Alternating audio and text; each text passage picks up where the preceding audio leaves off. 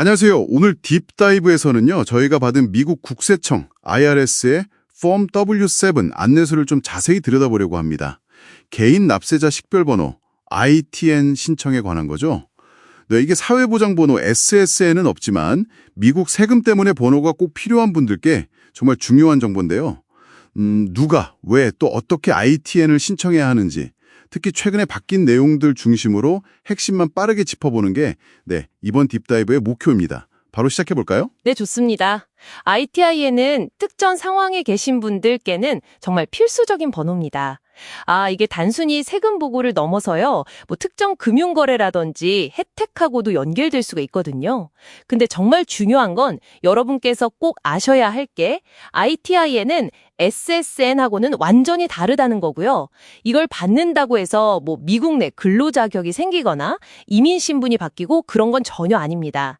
네, 오직 연방 세금 목적, 그것만을 위해서 존재하는 번호죠. 자, 그러면 이 ITN이라는 게 정확히 어떤 분들께 해당되는 건가요? 안내서를 보니까 미국 세금 보고 의무가 있는 비거주 외국인 또는 미국에 꽤 오래 체류해서 세법상 거주 외국인이 되신 분들, 그러니까 그 Substantial Presence Test라고 하죠. 그 기준을 충족하신 분들이 필요하겠군요. 맞습니다. 그 Substantial Presence Test라는 건 기본적으로 지난 3년간 미국에 며칠이나 있었나 그걸 기준으로 세법상 거주자인지 아닌지를 따져보는 계산법이고요. 그리고 그거 외에도 미국 시민이나 거주 외국인의 부양가족 또는 배우자인데 특정 조건에 만족하는 경우도 있고요. 또 미국과의 조세조약상 혜택을 받으려고 번호가 필요한 비거주 외국인분들, 그리고 아주 좀 특수한 예외 상황에 해당하시는 분들도 ITN이 필요하게 됩니다. 여기서 정말 주목해야 할 부분이 바로 그거 같아요. 허용되는 세금 혜택, Allowable Tax Benefit 규정이요. 이게 2017년 세법 개정 이후로 배우자나 부양가족이 ITIN을 받거나 갱신하려면 그냥 세금 보고서에 이름만 올리는 걸로는 이제 안 되고 반드시 특정 세금 혜택을 실제로 신청해야만 한다는 거잖아요. 예를 들면 자녀 및 부양가족 돌봄 비용 공제 CDCC라던가 기타 부양가족 공제 ODC 같은 거요. 맞죠? 네, 아주 중요한 변화입니다. 이게 2018년부터 2025년까지 개인 공제 Personal Exemptions가 잠시 중단됐잖아요. 그거랑 관련이 깊은데요. 그래서 배우자나 부양가족 ITIN을 신청할 때 첨부하는 그 세금 보고서에 예를 들어 CDCC를 신청한다면 관련 양식인 Form 2441이 꼭 들어가야 하고요. 만약에 ODC, 그러니까 다른 부양가족 공제를 받는다면 그 이름 옆에 확인란에 꼭 체크가 되어 있어야만 ITIN 발급 요건을 충족하게 됩니다.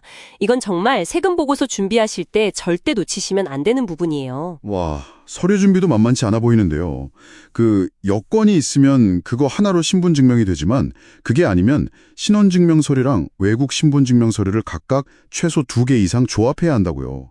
특히 부양가족의 경우는 캐나다나 멕시코 거주자 같은 특정 예외 빼고는 미국 거주 사실 증명이 필요하고 또 나이에 따라서는 의료기록이나 학교기록 제출 조건도 꽤 구체적이더라고요. 이 부분 요건이 최근 몇 년 사이에 계속 좀 까다로워진 것 같아요. 맞습니다.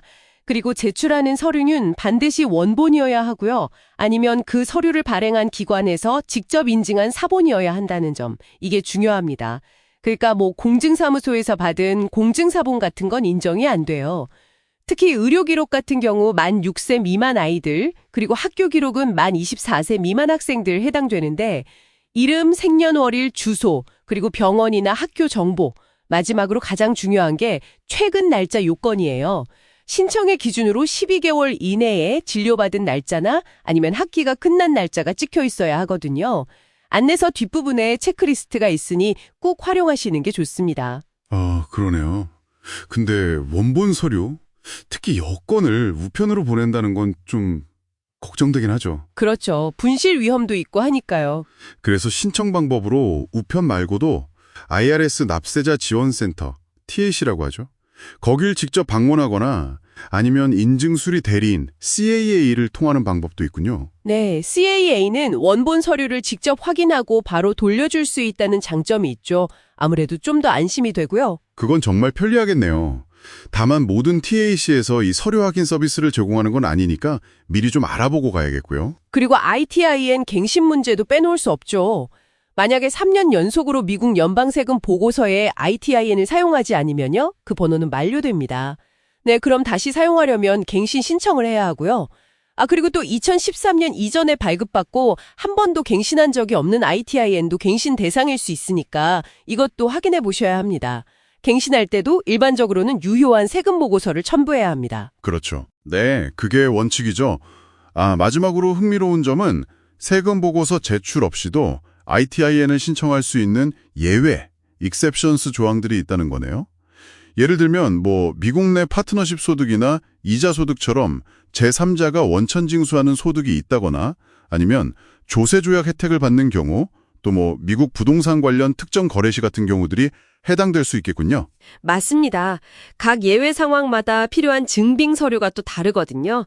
그러니까 이것도 안내서를 정말 꼼꼼하게 확인하셔야 합니다. 네, 오늘 폼 W7 딥다이브에서는 ITIN이 정확히 무엇이고 누가 왜 필요한지, 특히 배우자나 부양가족 ITIN 신청할 때 그 허용되는 세금 혜택 요건이 왜 중요해졌는지, 그리고 복잡한 서류 요건과 갱신 필요성까지 핵심적인 내용들을 짚어봤습니다.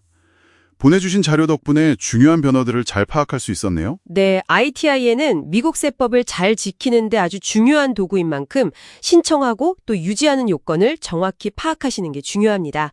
특히 서류 요건이 좀 복잡하니까 미리미리 준비하시는 게 좋겠습니다. 그럼 마지막으로 여러분께 생각해볼 질문 하나 던져볼까요? 이 ITIN 제도라는 게 단순히 세금을 걷기 위한 수단을 넘어서 사실상 근로허가나 영주권과는 완전히 분리된 납세 의무자라는 좀 독특한 법적 지위를 부여하고 관리하는 방식이잖아요. 이 복잡한 시스템이 앞으로 개인의 어떤 권리나 의무와 관련해서 어떻게 또 진화해 나갈지 그걸 지켜보는 것도 꽤 의미 있는 관찰이 될 것 같습니다. 오늘 딥다이브는 여기까지입니다.